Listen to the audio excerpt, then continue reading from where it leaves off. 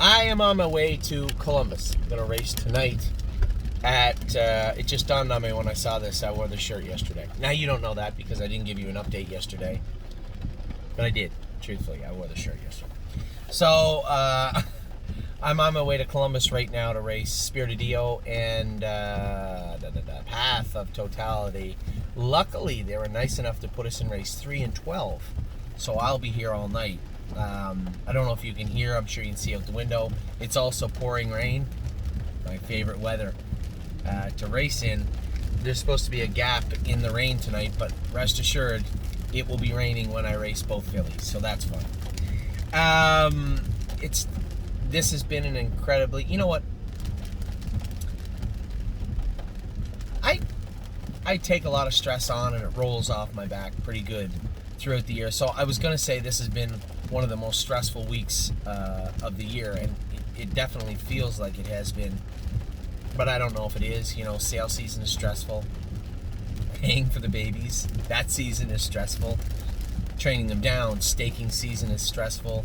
Qualifying season can be stressful, and definitely racing season can be stressful. So just the entire year can be stressful. But I've been under a lot of stress this week, and a number of different reasons. But it almost caught up with me today. You guys saw Amor Diener race incredible the other day. Rose Above It raced adequate, raced pretty good. So Tim had called me, hey, they draw for Philadelphia yesterday for Wednesday. 6-day draws. Really?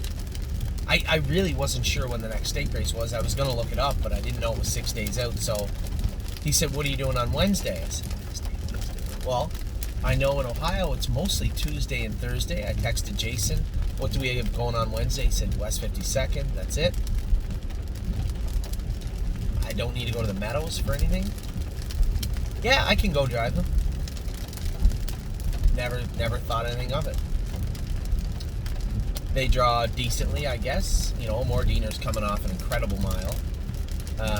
Rose Above It raced good. So, did I want to get in a plane, fly to Philadelphia, drive those two particular horses who, quite frankly, if Amor Diener can win off the drive I gave him the other day, anybody should be able to drive him. And Rose Above It's a sweetheart to drive. So these aren't what you would call difficult animals to drive. But they probably had good chances to win, so I said, yeah, okay, I'll drive. The judges called from Philadelphia. A number of drivers aren't there that day.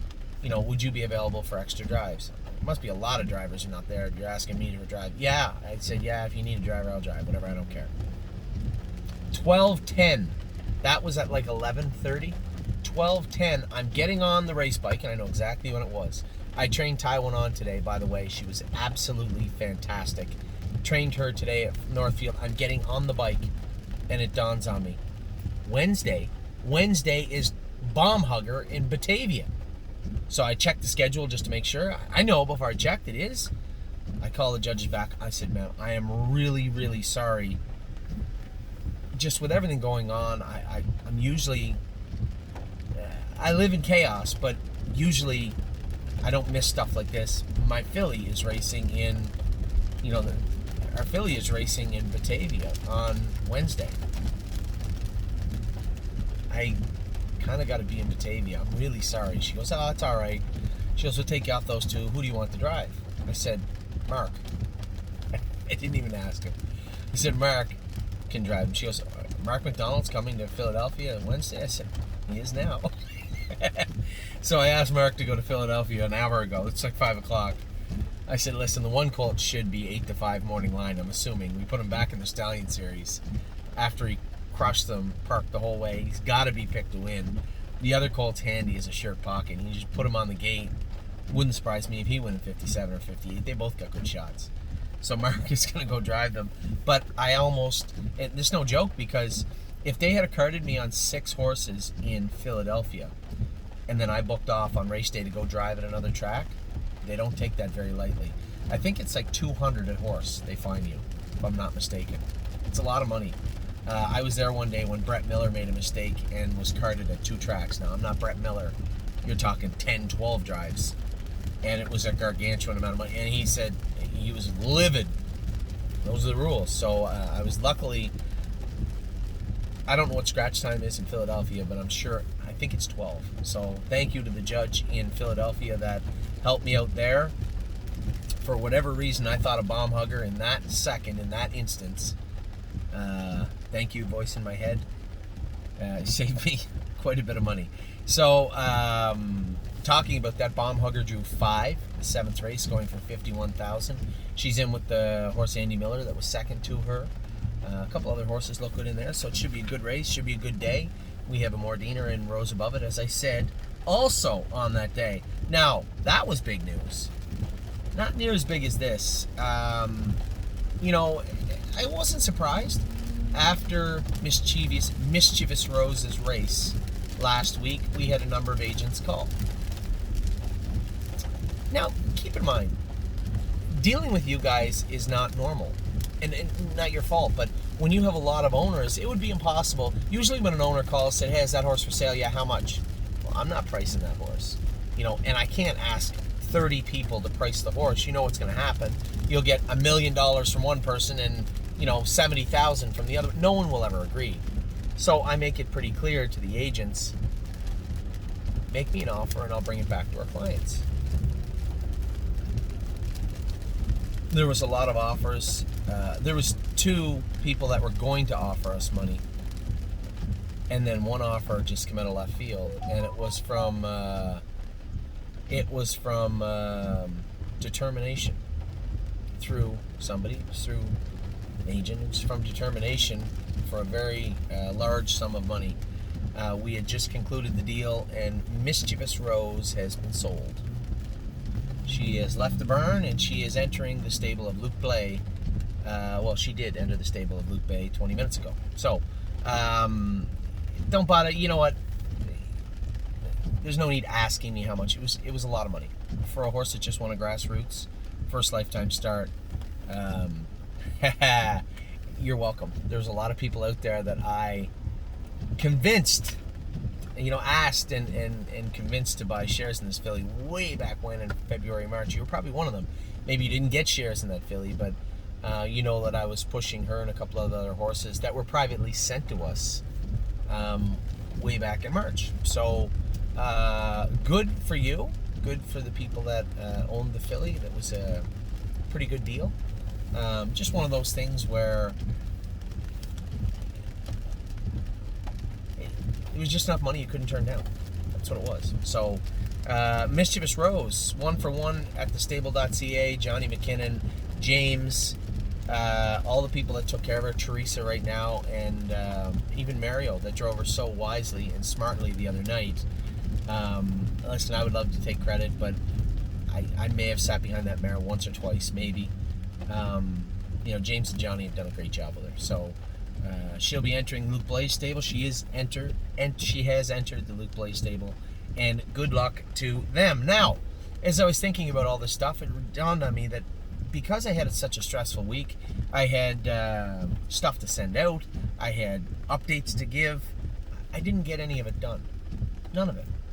Like, there was some horses that we turned out, and I had put it in a video, but not everybody reads it, watches all the videos. Hopefully they'll watch this one, because we have an extensive list of horses to update. So I figured I'd just go ahead and update them. Arches Rainbow. Now, for the people out there that knew, Arches Rainbow and Mischievous Rose were on the exact same path and trajectory. Now, I think if you ask the people that went with them all the time, James and Johnny, they would say Mischievous Rose is a little bit better than Arches Rainbow. I liked Arches Rainbow, but they both had the same issues: allergies, mucus.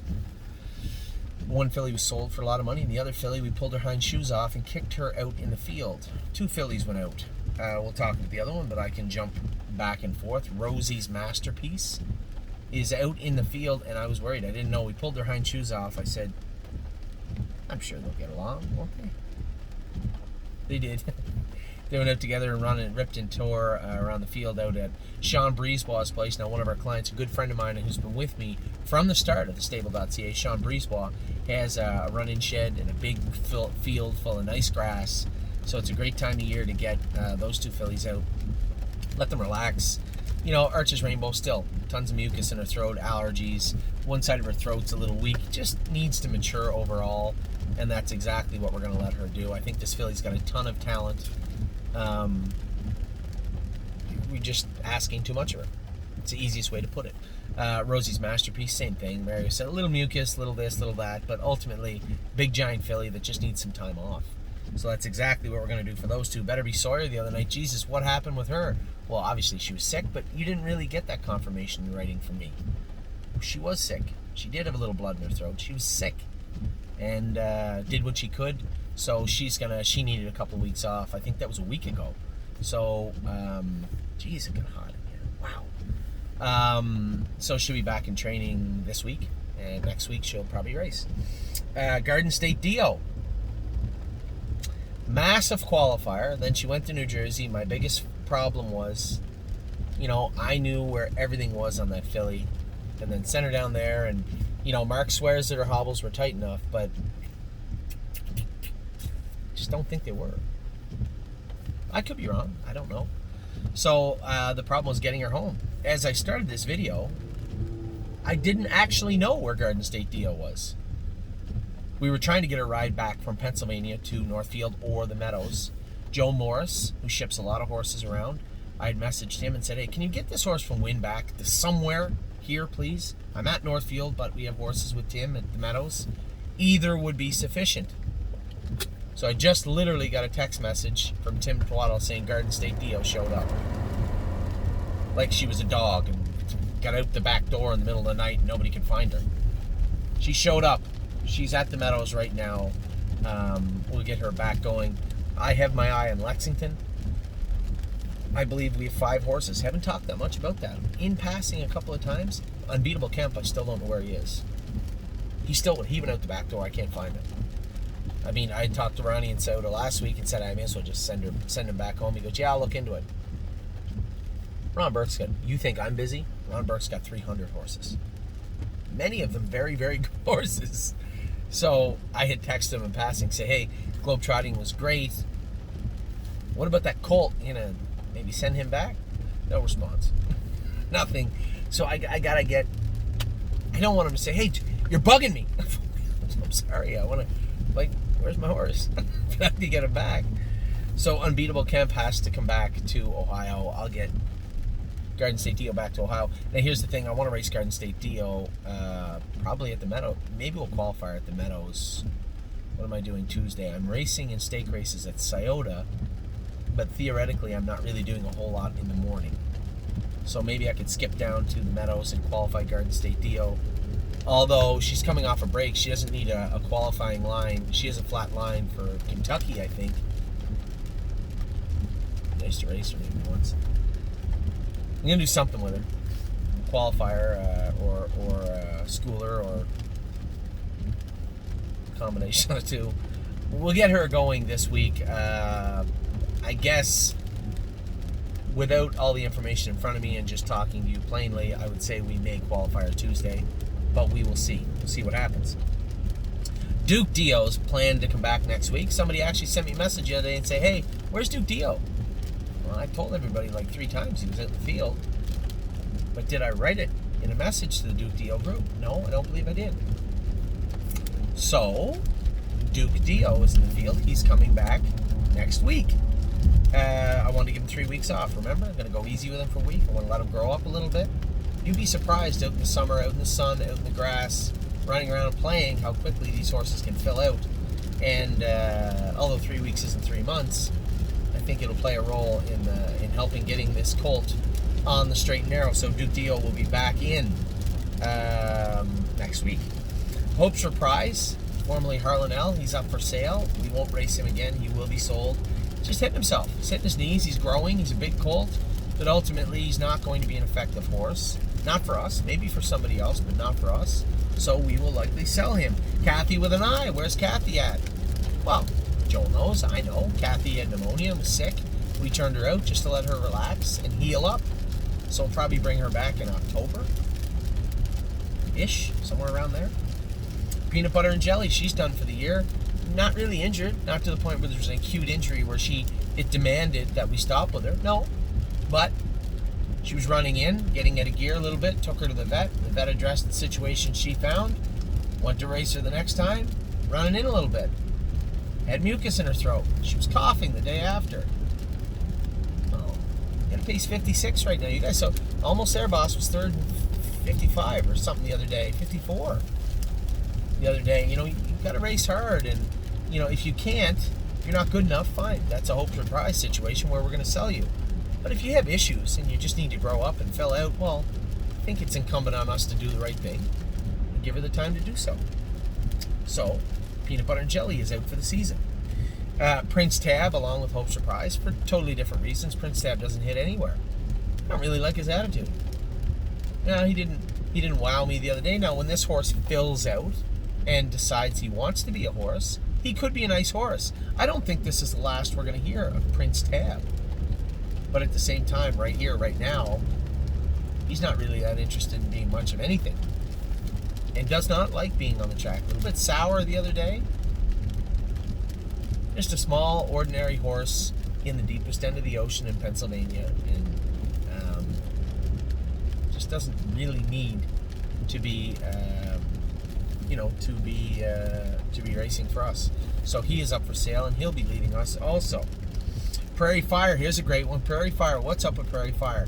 Never did get a conclusive result from an ultrasound or from an x-ray or anything like that. Still a little pinchy on that left hind. It was warm. We cooled it out.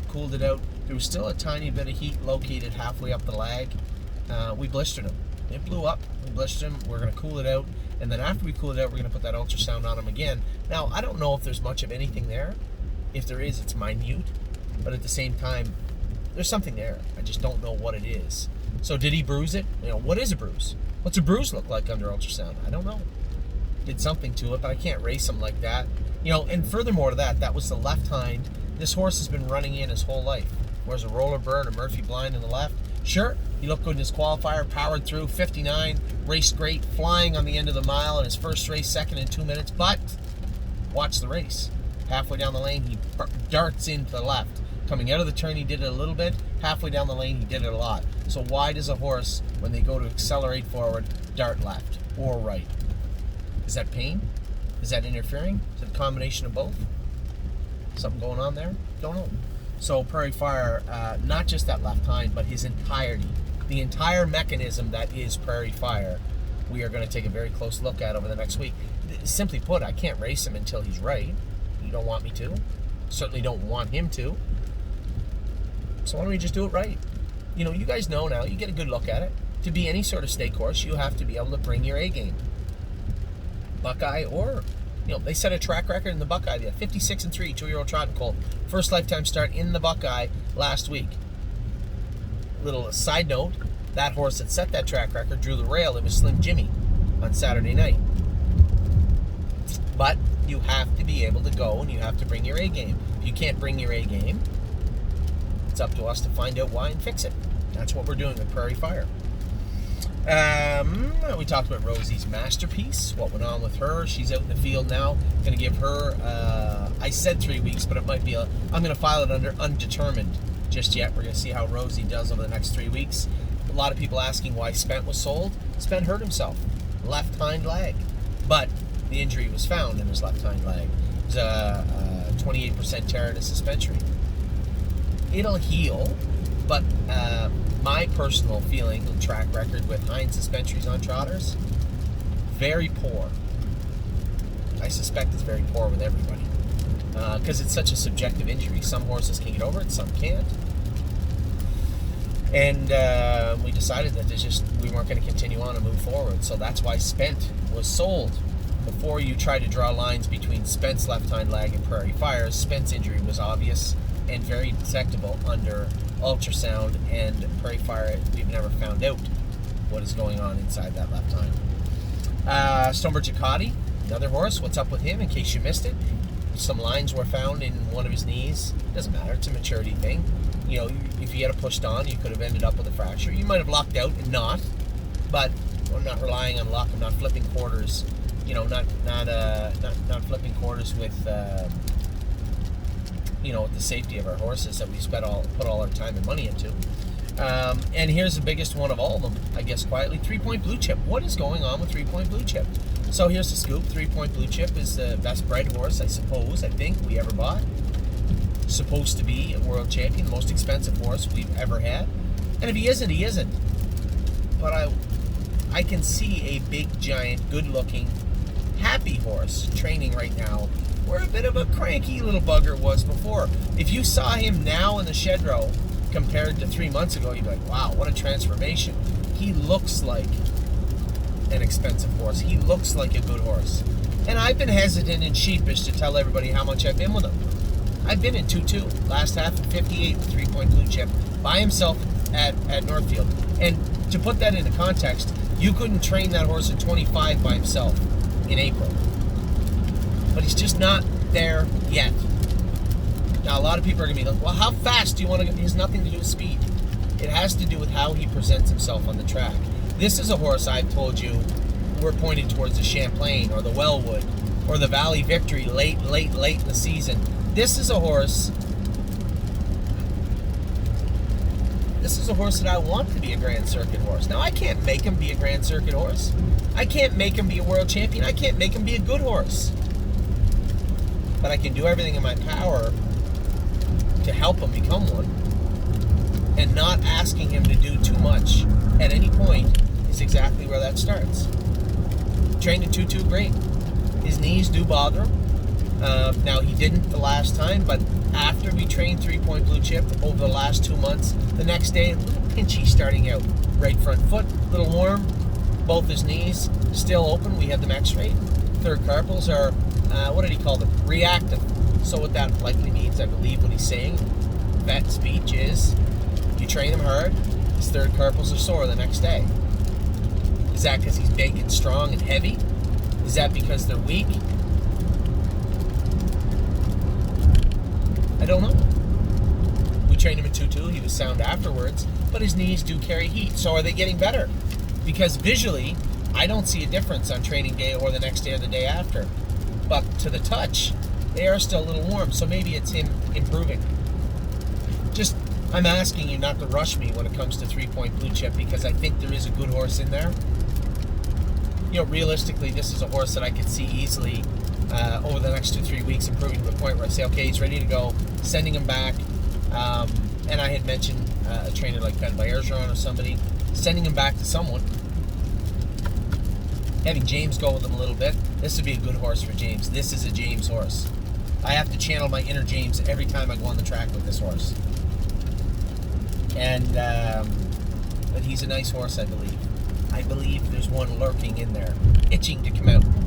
I just don't want to make any mistakes with this guy. So that's where we're at with 3 Point Blue Chip. Full disclosure, he's been in 2-2, last half 58 by himself. He'd never do that before, and I like him. So that's where we're at with 3 Point Blue Chip. Tioga Sunshine, the operation on her throat. She had a giant ulcer on her palate. They had it removed surgically. She's good, back going now. She'll make the next Grassroots. I'm told she is looking very, very good. Twin B Habanero is coming over here with me. Been in 2-3, but made a break his last time training. Why? I couldn't really get a conclusive answer. Nobody was certain why. I will be when we get him over here. Is he too big? Does he need time to grow? Is he sore? Something hurting him? Something we can fix? If I can't answer those questions, then I need to maneuver him into a position where I can. And that's exactly what we're going to do. He's coming over here this week. Will DeWin Hanover, I put her on the list, but you guys know, I mean, if you're an owner of Will DeWin Hanover, you don't know where she is, then you must have just come out of surgery. Will DeWin Hanover hurt her foot, had a line in her coffin bone, a very small line. To be clear to everybody out there, she never really was sore. Even after it was there, it was like, hey, looks a little pinchy on that, I think it was the right front. On that right front, a little pinchy, want to get it looked at. The vet looked at it, looks like there could be a shadow there. Then 2 weeks later looked at it, yeah, it looks like a very minute, thin line, or a small line. She goes, we should stop with her. So there was never a moment where she was lame, which is good. She needed to mature, both obviously, physically, mentally. I think we're going to see the best form of Will DeWin Hanover after we get her back going. Now, her 90 days is up, I believe. Over the next week or so, she'll go for another x-ray to make sure that line is completely healed in. If it is, she'll go to a small paddock, medium paddock, large paddock.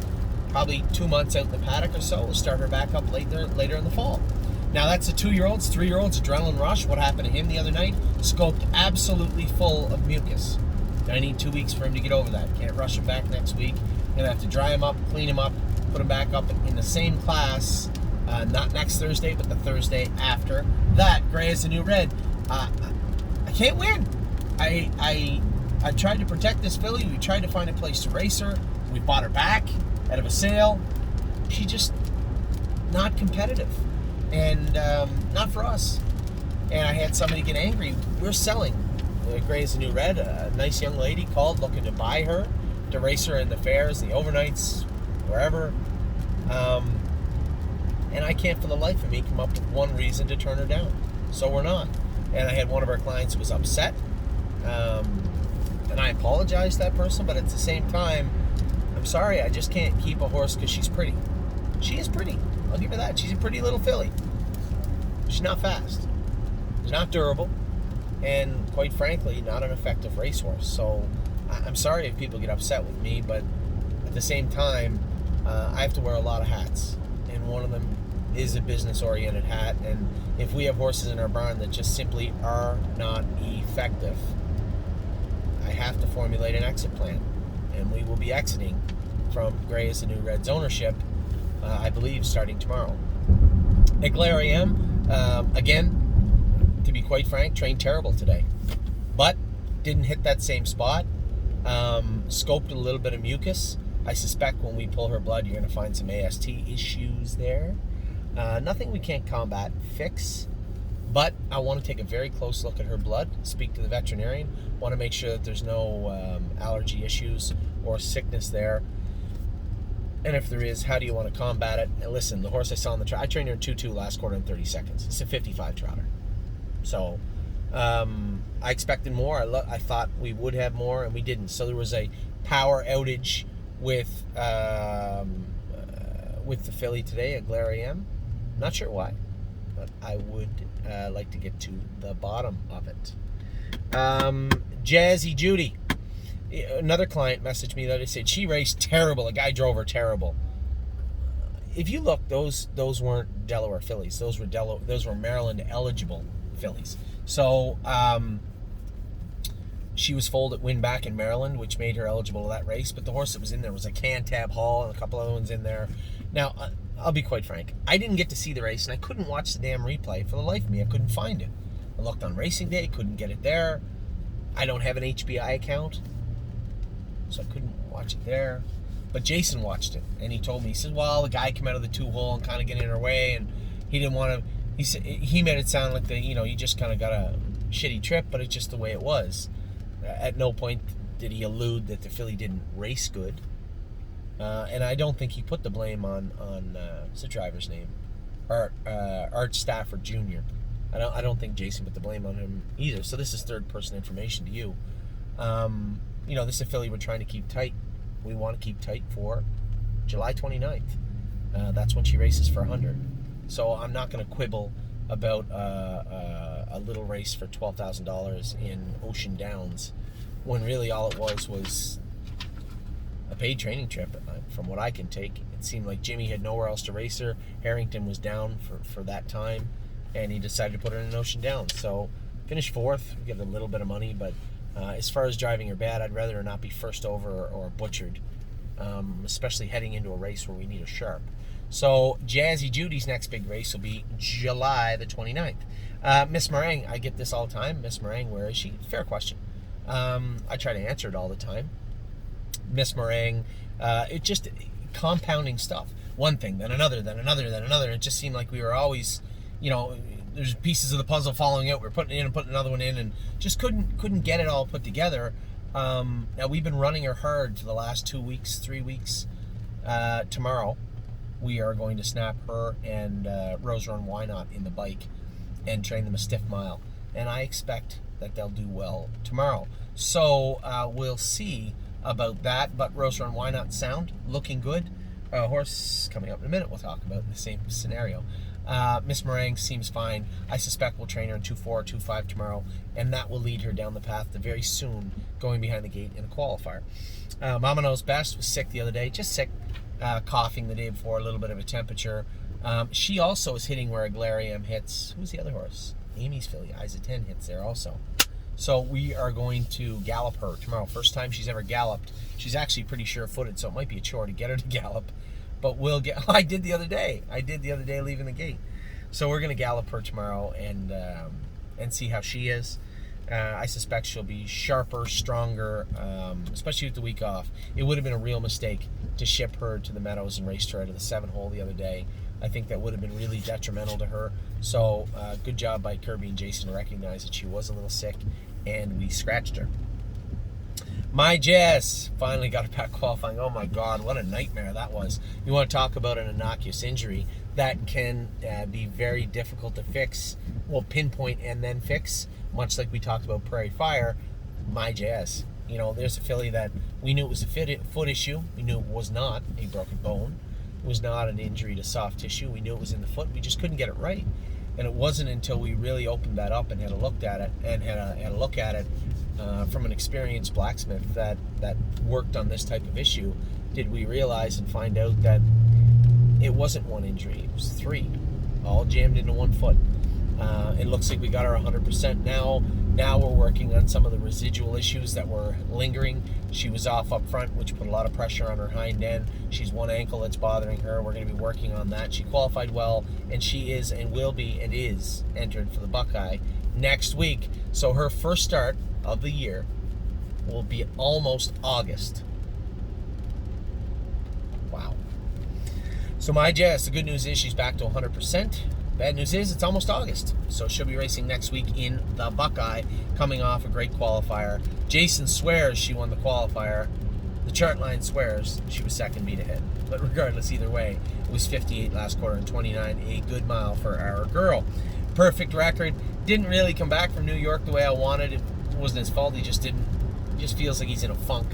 So we're going to turn him out in the field for 3-4 weeks, let him cool off, get some grass into his belly, and relax, and we'll bring him back. He just felt weak the other day training.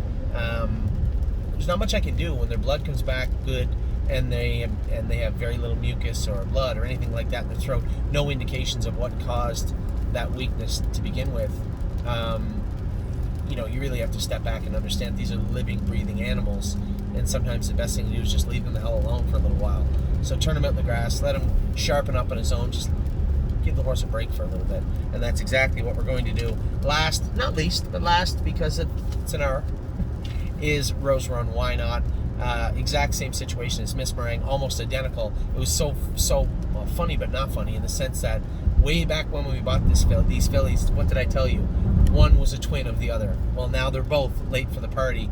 They're both getting there. They both seem like they're ready to rock now. We'll know more after tomorrow, but I suspect 2.4, 2.5 tomorrow for both of them. Within the next 14 days after that, they will be qualifying. So getting them back finally, I guess no different than My Jazz for totally different reasons, but finally getting them back on track. So there is an update. Great news for the people that own Mischievous Rose. Congratulations. Great drawing for